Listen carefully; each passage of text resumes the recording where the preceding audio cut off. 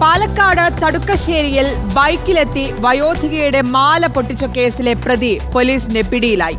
മണ്ണൂർ മലമ്പള്ള വീട്ടിൽ പ്രഭാകരന്റെ മകൻ പ്രവീണാണ് കോങ്ങാട് പോലീസിന്റെ പിടിയിലായത്. മാല പൊട്ടിക്കലിന് ഉപയോഗിച്ചിരുന്ന ബൈക്കിന്റെ മോഡൽ കേന്ദ്രീകരിച്ച് നടത്തിയ അന്വേഷണത്തിനിടയിലാണ് പ്രതി പോലീസിന്റെ പിടിയിലായത്.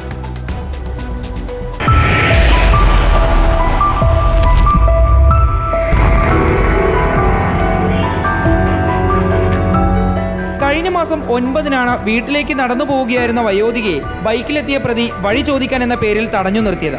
ഉടൻ വയോധികയുടെ കഴുത്തിലുണ്ടായിരുന്ന 3 പവന്റെ സ്വർണ്ണമാല ബലമായി പൊട്ടിച്ച ശേഷം ഇയാൾ കടന്നു കളഞ്ഞു.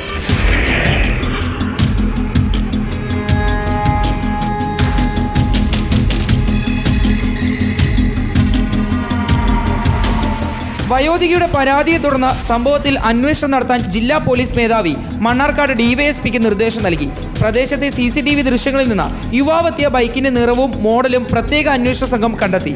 ജില്ലയിലെ വിവിധയിടങ്ങളിലെ CCTV ക്യാമറകൾ പരിശോധിച്ചതിനു ശേഷമാണ് കുട്ടാപ്പി എന്ന പേരിൽ അറിയപ്പെടുന്ന മണ്ണൂർ സ്വദേശി പ്രവീണിനെ പോലീസ് പിടികൂടിയത്.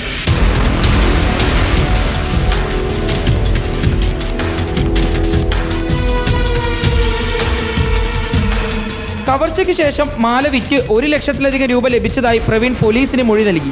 പ്രതിക്കെതിരെ നേരത്തെ മുക്കുപണ്ടം പണയം വെച്ച് പണം തട്ടാൻ ശ്രമിച്ചതിന് കേസെടുത്തിട്ടുണ്ടെന്ന് പോലീസ് അറിയിച്ചു. കോടതിയിൽ ഹാജരാക്കിയ പ്രതിയെ റിമാൻഡ് ചെയ്തു.